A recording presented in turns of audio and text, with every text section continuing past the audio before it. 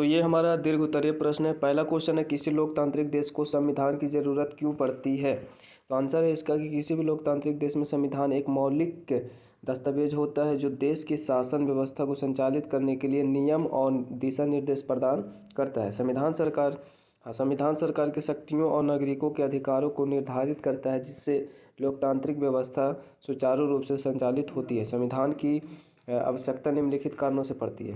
पहला है कानूनी ढांचा प्रदान करता है। संविधान सरकार के तीनों अंगों जैसे विधायिका, कार्यपालिका और न्यायपालिका के अधिकारों और कर्तव्यों को स्पष्ट रूप से परिभाषित करती है। ठीक है, यह संविधान करती है। नागरिकों के अधिकारों की रक्षा करता है। संविधान नागरिकों के मौलिक अधिकारों की गारंटी देता है, जिससे वे स्वतंत्र रूप से जीवन यापन कर सके। तीसरा है लोकतांत्रिक सिद्धांतों को सुनिश्चित करता है। यह समानता, स्वतंत्रता, धर्मनिरपेक्षता और समाजवाद और जैसे मूल्यों को स्थापित करता है। विभिन्न समुदायों के बीच संतुलन बनाए रखता है। भारत जैसे विविधता भरे देश में संविधान सभी जातियों, धर्मों और वर्गों के बीच समरसता बनाए रखने में मदद करता है। संवैधानिक संकटों का समाधान करता है। संविधान देश में उत्पन्न होने वाली किसी भी संवैधानिक समस्या के समाधान का मार्गदर्शन करता है। इस प्रकार किसी भी लोकतांत्रिक देश में संविधान का एक नींव का पत्थर होता है, जो देश की प्रगति और नागरिकों के अधिकारों की रक्षा सुनिश्चित करता है। दूसरा क्वेश्चन है, भारतीय संविधान के निर्माण का संक्षेप में वर्णन करना है। तो उत्तर है, भारतीय संविधान का निर्माण संविधान सभा द्वारा किया गया था, जिसका गठन 1946 में कैबिनेट मिशन योजना के तहत हुआ था। संविधान सभा ने 2 वर्ष 11 महीने और 18 दिन में संविधान तैयार किया और इसे 26 नवंबर 1949 को अंगीकृत किया गया। अंततः यह 26 जनवरी 1950 को लागू हुआ, जिससे भारत एक गणराज्य बन गया। संविधान सभा की पहली बैठक 9 दिसंबर 1946 को भी, जिसमें डॉक्टर राजेंद्र प्रसाद को अध्यक्ष चुना गया।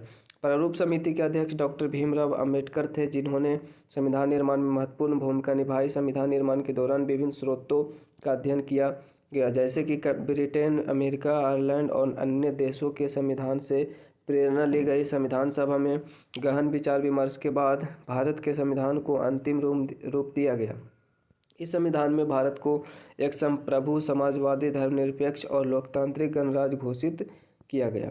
यह संविधान नागरिकों को समानता, स्वतंत्रता और न्याय प्रदान करता है तथा उनके मौलिक अधिकारों और कर्तव्यों को निर्धारित करता है। भारतीय संविधान को दुनिया का सबसे बड़ा लिखित संविधान माना जाता है।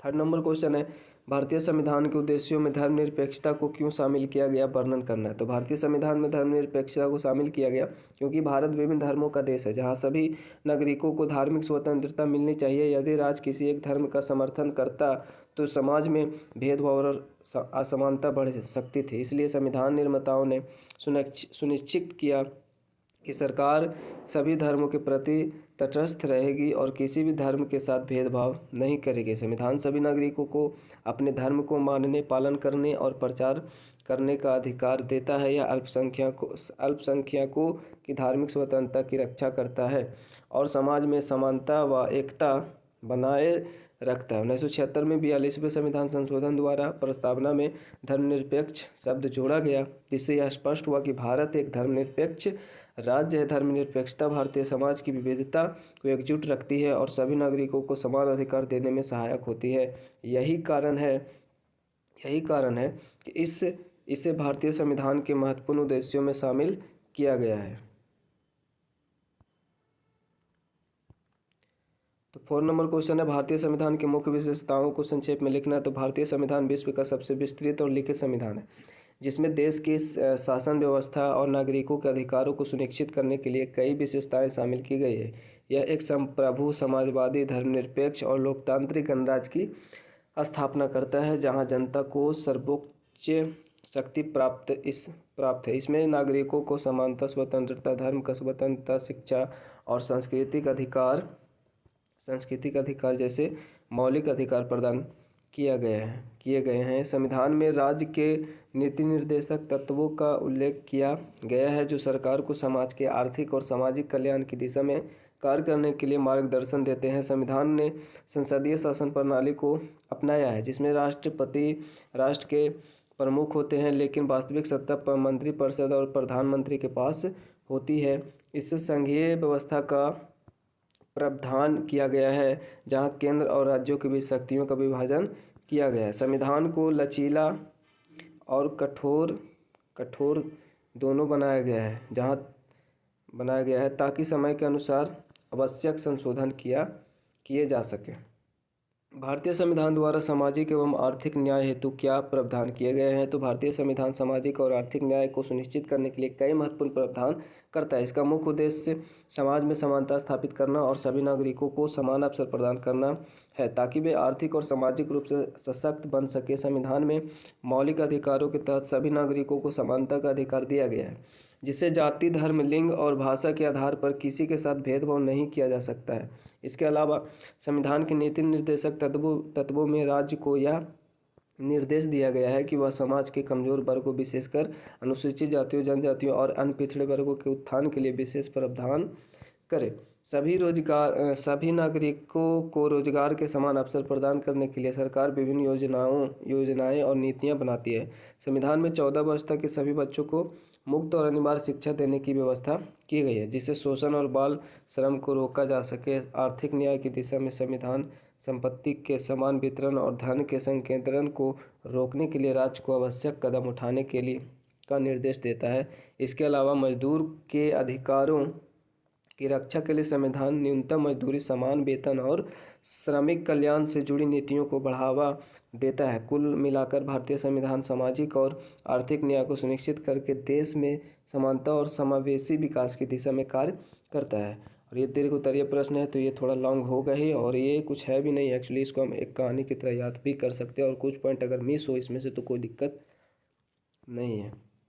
तो कोशिश करना ज़्यादा से ज़्यादा याद करने का। यहाँ पे 6 नंबर, भारत एक धर्मनिरपेक्ष राज्य है। कैसे? तो भारत एक धर्मनिरपेक्ष राज्य है क्योंकि यहाँ सरकार किसी धर्म विशेष को ना तो बढ़ावा देती है और ना ही किसी धर्म के प्रति पक्षपात रखती है। संविधान में यह स्पष्ट किया गया है कि राज्य का कोई आधिकारिक धर्म नहीं होगा और सभी धर्मों को सम्मान दिया जाएगा। 1976 में 42वें संविधान संशोधन द्वारा धर्मनिरपेक्षता शब्द प्रस्तावना में जोड़ा गया, जिससे यह सुनिश्चित किया गया कि भारत में सभी नागरिकों को अपने धर्म का पालन करने की स्वतंत्रता होगी। संविधान के अनुच्छेद 25 से 28 में धार्मिक स्वतंत्रता का अधिकार दिया गया, जिसके तहत हर व्यक्ति को अपने धर्म को मानने, उसका प्रचार करने और उसके अनुसार जीवन जीने का हक है।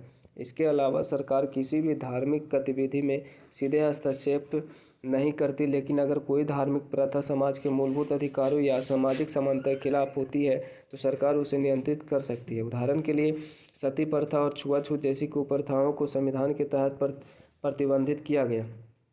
भारत की धर्मनिरपेक्षता का मतलब यह भी है कि राज्य सभी धर्मों को समान दृष्टि से देखता है और किसी एक धर्म को सरकारी संरक्षण नहीं देता। यह व्यवस्था सुनिश्चित करती है कि भारत में हर नागरिक अपने धार्मिक विश्वासों के साथ स्वतंत्रता से जीवन जी सके और सभी धर्मों के प्रति समानता, सौहार्द बना रहे। तो ये हमारा 7 नंबर क्वेश्चन है। स्वतंत्रता भारतीय संविधान का मूल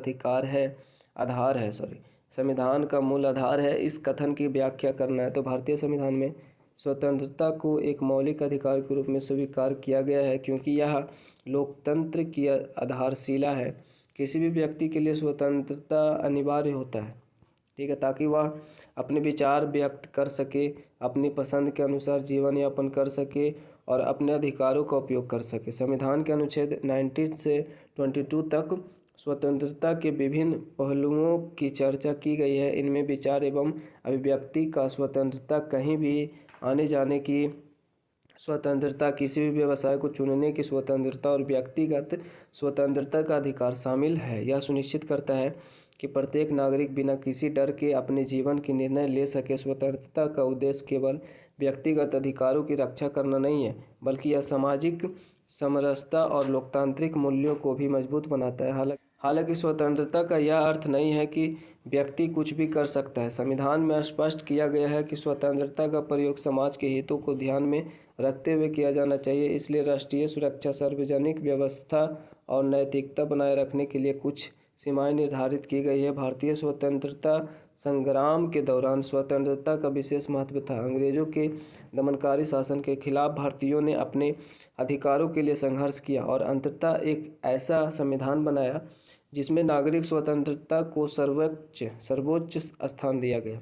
इस प्रकार स्वतंत्रता केवल एक कानून अधिकार नहीं है, बल्कि एक ऐसा मूल्य है जो भारतीय लोकतंत्र की आत्मा को प्रतिबिंबित करता है। यही कारण है कि इसे भारतीय संविधान का मूल आधार माना जाता है। तो ये हमारा 7 नंबर क्वेश्चन लास्ट था और नेक्स्ट हम लोग अब नेक्स्ट चैप्टर को देखेंगे। तो वीडियो को यहीं पे एंड करते मिलते हैं नेक्स्ट वीडियो में। तब तक के लिए जय हिंद, जय भारत।